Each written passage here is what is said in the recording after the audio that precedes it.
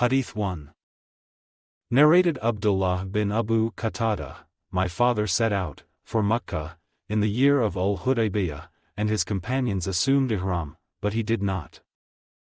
At that time the Prophet, peace and blessings be upon him, was informed that an enemy wanted to attack him, so the Prophet, peace and blessings be upon him, proceeded onwards.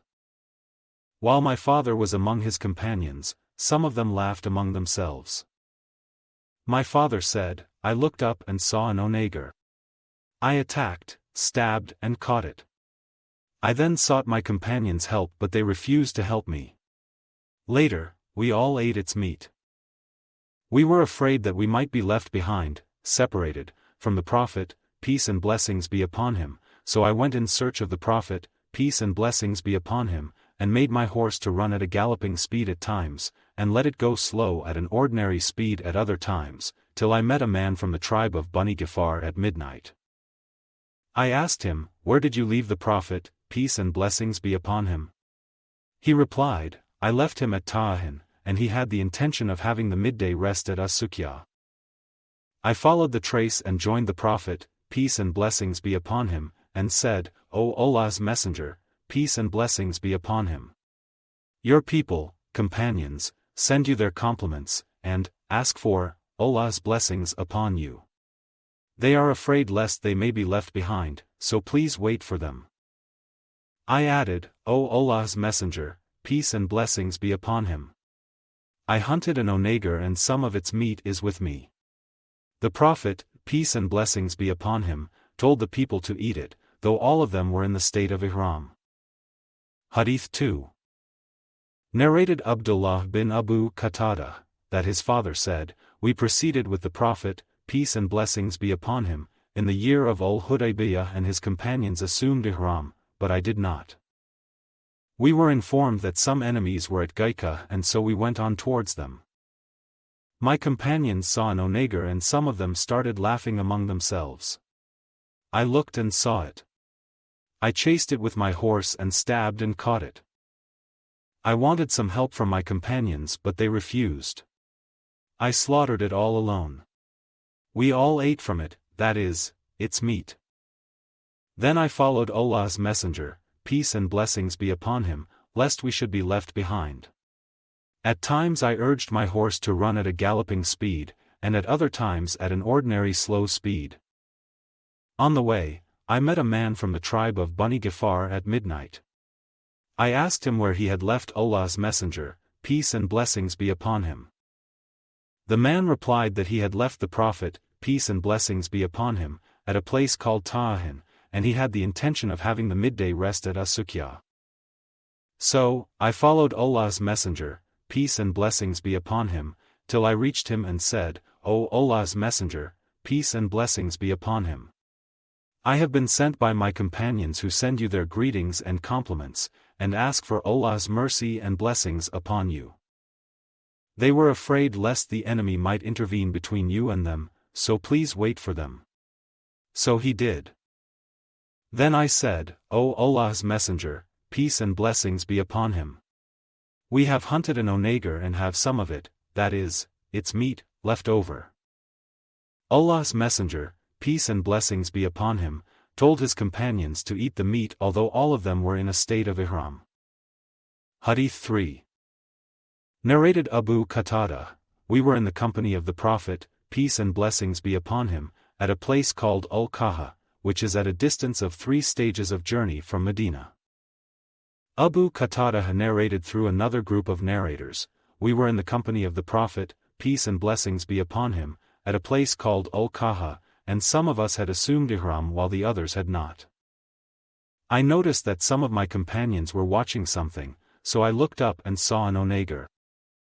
I rode my horse and took the spear and whip, but my whip fell down, and I asked them to pick it up for me, but they said, We will not help you by any means as we are in a state of Ihram. So, I picked up the whip myself and attacked the onager from behind a hillock and slaughtered it, and brought it to my companions. Some of them said, Eat it. While some others said, Do not eat it. So, I went to the Prophet, peace and blessings be upon him, who was ahead of us and asked him about it.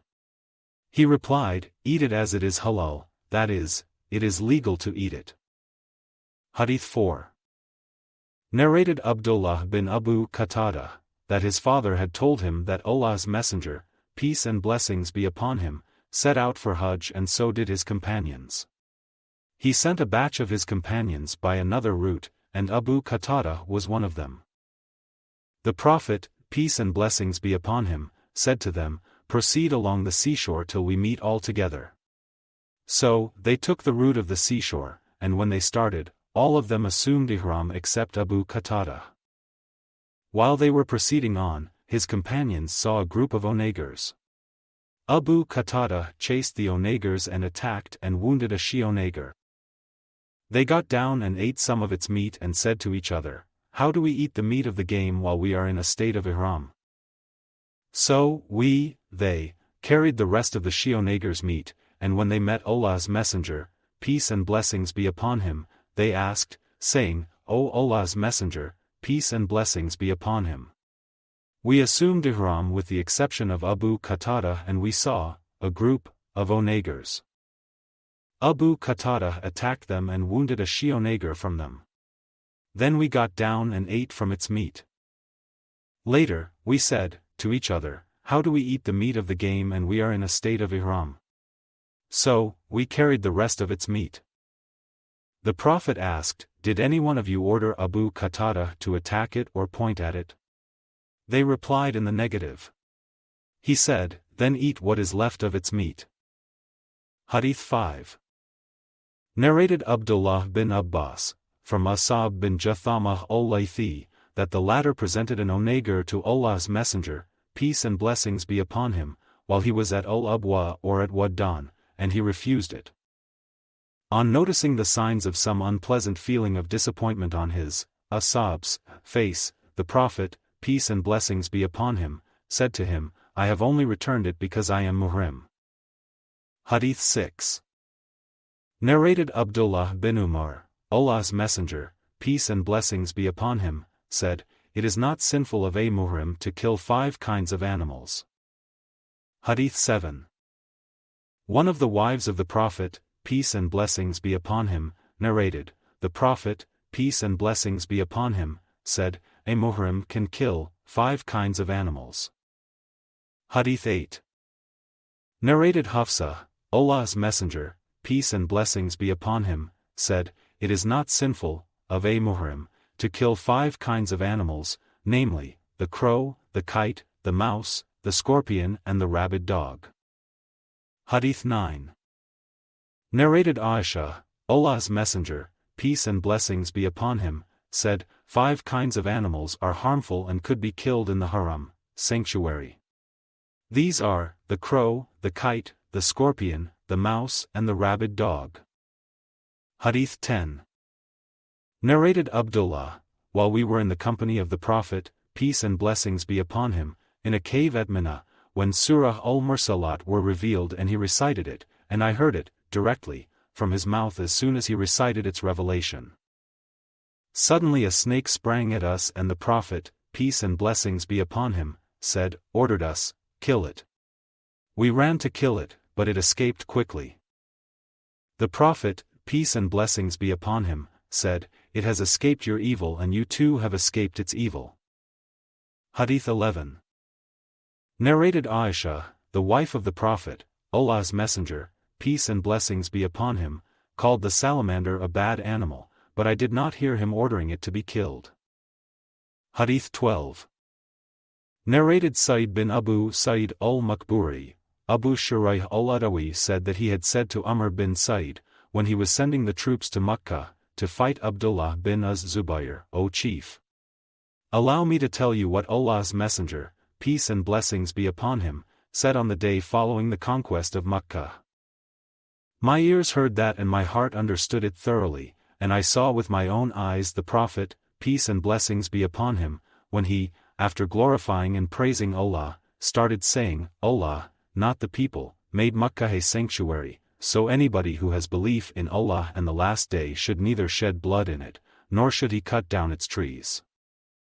If anybody argues, that fighting in it is permissible on the basis that Allah's Messenger, peace and blessings be upon him, did fight in Makkah, say to him, Allah allowed his apostle and did not allow you. Allah allowed me only for a few hours on that day of the conquest, and today its sanctity is valid as it was before. So, those who are present should inform those who are absent, concerning this fact. Abu Shuraih was asked, what did Umar reply? He said, Umar said, O Abu Shuraih, I know better than you in this respect. Makkah does not give protection to a sinner, a murderer or a thief. Hadith 13. Narrated Ibn Abbas, the Prophet, peace and blessings be upon him, said, Allah has made Makkah a sanctuary, so it was a sanctuary before me and will continue to be a sanctuary after me. It was made legal for me, that is, I was allowed to fight in it, for a few hours of a day. It is not allowed to uproot its shrubs or to cut its trees, or to chase, or disturb, its game, or to pick up its luqata, fallen things, except by a person who would announce that, what he has found, publicly. Al-Abbas said, O Allah's Messenger, peace and blessings be upon him. Except al-Idkir, a kind of grass, for it is used, by our goldsmiths and for our graves. The Prophet, peace and blessings be upon him, then said, except al-Idkir. Ikrimah said, do you know what, chasing or disturbing, the game means? It means driving it out of the shade to occupy its place. Hadith 14.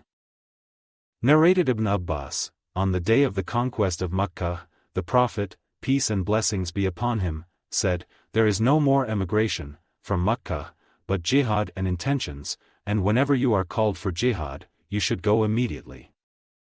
No doubt, Allah has made this place, Makkah, a sanctuary since the creation of the heavens and the earth, and will remain a sanctuary till the day of resurrection as Allah has ordained its sanctity. Fighting was not permissible in it for anyone before me, and even for me it was allowed only for a portion of a day. So, it is a sanctuary with Allah's sanctity till the day of resurrection.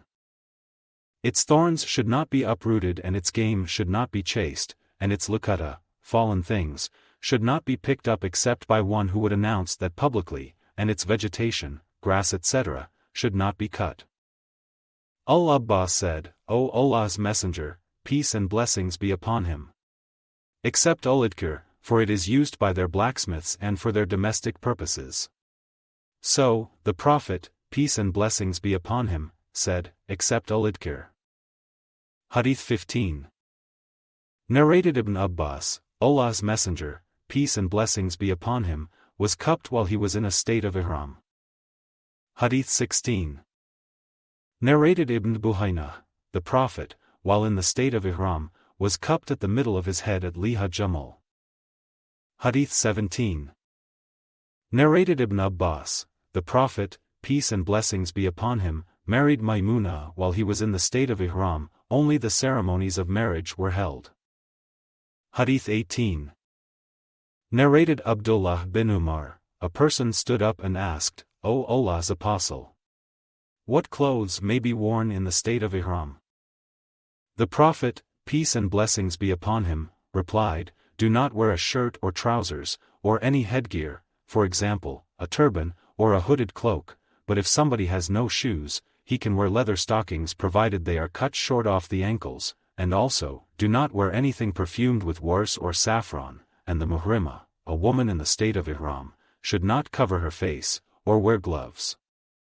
Hadith 19. Narrated Ibn Abbas, a man was crushed to death by his she-camel and was brought to Allah's Messenger, peace and blessings be upon him, who said, give him a bath and shroud him, but do not cover his head, and do not bring any perfume near to him, as he will be resurrected reciting Talbiyah. Hadith 20. Narrated Abdullāh bin Hunayn, Abdullāh bin al-Abbas and al-Miswar bin Makramah differed at al-Abwa. Ibn Abbas said that a Muhrim could wash his head, while al-Miswar maintained that he should not do so. Abdullāh bin Abbas sent me to Abu Ayyub al-Ansari, and I found him bathing between the two wooden posts of the well, and was screened with a sheet of cloth. I greeted him and he asked who I was. I replied, I am Abdullāh bin Hunayn and I have been sent to you by Ibn Abbas to ask you how Allah's Messenger, peace and blessings be upon him, used to wash his head while in the state of Ihram. Abu Ayyub al-Ansari caught hold of the sheet of cloth and lowered it till his head appeared before me, and then told somebody to pour water on his head. He poured water on his head, and he, Abu Ayyub, rubbed his head with his hands by bringing them from back to front and from front to back and said, I saw the Prophet, peace and blessings be upon him, doing like this. Hadīth 21. Narrated Ibn Abbas, I heard the Prophet, peace and blessings be upon him, delivering a sermon at Arafat saying, if a Muhrim does not find slippers, he could wear kuffs, socks made from thick fabric or leather, but he has to cut short the kuffs below the ankles, and if he does not find an Izar, a waist sheet for wrapping the lower half of the body, he could wear trousers. Hadīth 22. Narrated Abdullāh, Allah's Messenger, peace and blessings be upon him, was asked what sort of clothes a Muhrim should wear. He replied, he should not wear a shirt, turbans, trousers, a hooded cloak, or a dress perfumed with saffron or worse, and if slippers are not available he can wear kuffs, socks made from thick fabric or leather, but he should cut them so that they reach below the ankles. Hadīth 23.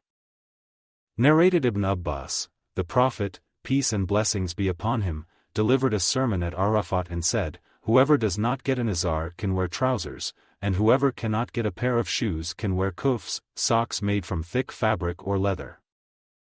Hadīth 24. Narrated Al-Barā, the Prophet, peace and blessings be upon him, assumed Ihram for Umrah in the month of Dhul Qa'dah, but the pagan people of Makkah refused to admit him into Makkah, till he agreed on the condition that he would not bring into Makkah any arms but sheathed. Hadīth 25. Narrated Ibn Abbas, the Prophet, peace and blessings be upon him, fixed Dhul Hulayfa as the Miqat, the place for assuming Ihram, for the people of Medina, and Qarn al-Manazil for the people of Najd, and Yalamlam for the people of Yemen. These mawaqit are for those people and also for those who come through these mawaqit, from places other than the above mentioned, with the intention of performing Hajj and Umrah. And those living inside these mawaqit can assume Ihram from the place where they start, even the people of Makkah can assume Ihram from Makkah. Hadīth 26. Narrated Anas bin Malik, Allah's Messenger, peace and blessings be upon him, entered Makkah in the year of its conquest wearing an Arabian helmet on his head, and when the Prophet, peace and blessings be upon him, took it off, a person came and said, Ibn Qutl is holding the covering of the Kaaba, taking refuge in the Kaaba. The Prophet, peace and blessings be upon him, said, kill him. Hadīth 27. Narrated Ya Allah, while I was with Allah's Messenger, peace and blessings be upon him, there came to him a man wearing a cloak having a trace of yellowish perfume or a similar thing on it. Umar used to say to me, would you like to see the Prophet, peace and blessings be upon him, at the time when he is inspired divinely? So, it happened that he was inspired, then, and when the inspiration was over, the Prophet, peace and blessings be upon him, said, to that man, do in your Umrah the same as you do in your Hajj. Hadīth 28. A man bit the hand of another man, but in that process the latter broke one incisor tooth of the former, and the Prophet, peace and blessings be upon him, forgave the latter. Hadīth 29. Narrated Ibn Abbas, while a man was standing with the Prophet, peace and blessings be upon him, at Arafat, he fell from his mount and his neck was crushed by it. The Prophet, peace and blessings be upon him, said, wash the deceased with water and sidr, and shroud him in 2 pieces of cloth, and neither perfume him nor cover his head, for Allah will resurrect him on the day of resurrection and he will be reciting Talbiyah. Hadīth 30. Narrated Ibn Abbas, while a man was standing with the Prophet, peace and blessings be upon him, at Arafat, he fell from his mount and his neck was crushed by it. The Prophet, peace and blessings be upon him, said, wash the deceased with water and sidr and shroud him in 2 pieces of cloth, and neither perfume him nor cover his head, for Allah will resurrect him on the day of resurrection and he will be reciting Talbiyah.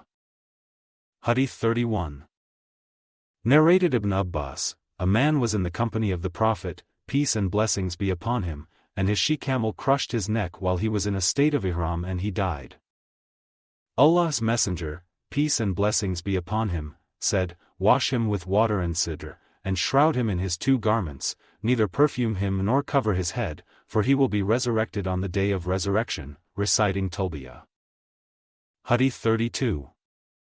Narrated Ibn Abbas, a woman from the tribe of Juhayna came to the Prophet, peace and blessings be upon him, and said, my mother had vowed to perform Hajj, but she died before performing it. May I perform Hajj on my mother's behalf? The Prophet, peace and blessings be upon him, replied, perform Hajj on her behalf. Had there been a debt on your mother, would you have paid it or not? So, pay Allah's debt as he has more right to be paid. Hadith 33. Narrated Ibn Abbas, a woman from the tribe of Khuff came in the year of Hajjat al-Wada of the Prophet, peace and blessings be upon him, and said, O Allah's Messenger, peace and blessings be upon him. My father has come under Allah's obligation of performing Hajj, but he is a very old man and cannot sit properly on his mount.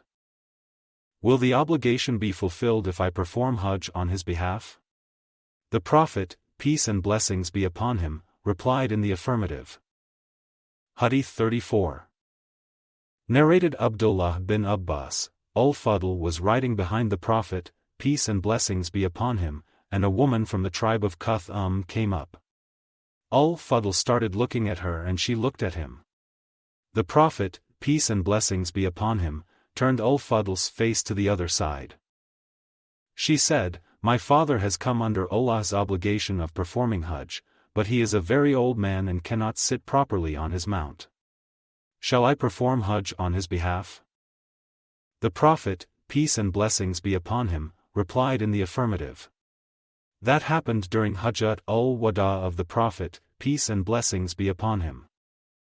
Hadith 35.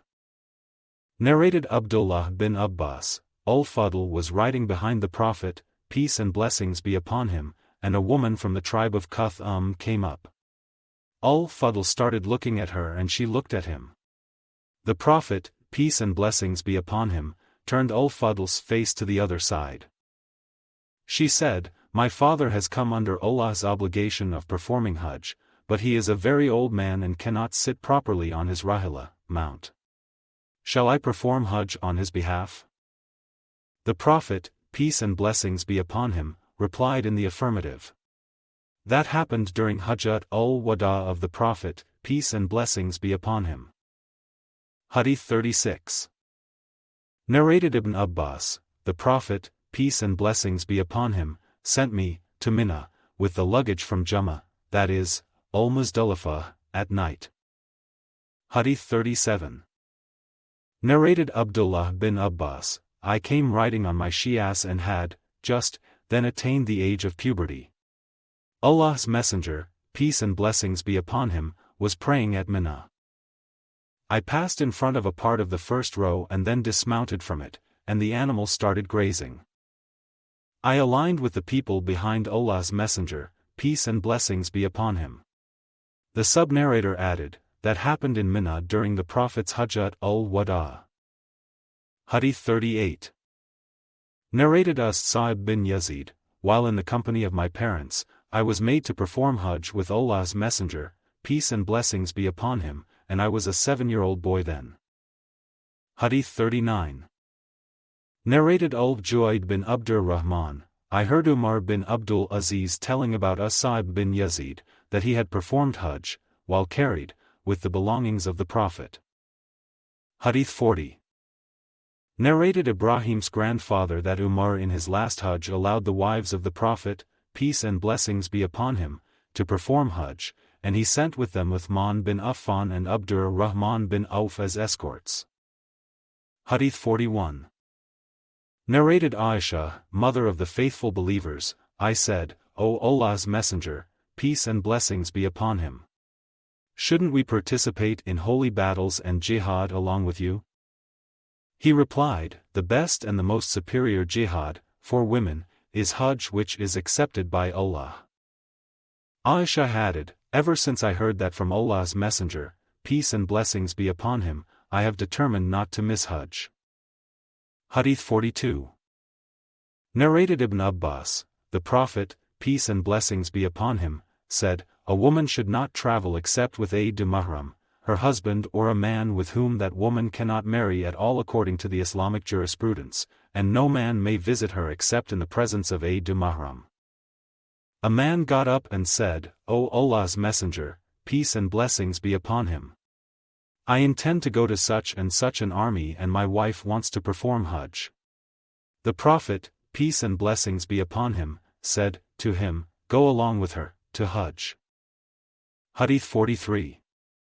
Narrated Ibn Abbas, when the Prophet, peace and blessings be upon him, returned after performing his Hajj, he asked Sinan al-Ansari, what forbid you to perform Hajj?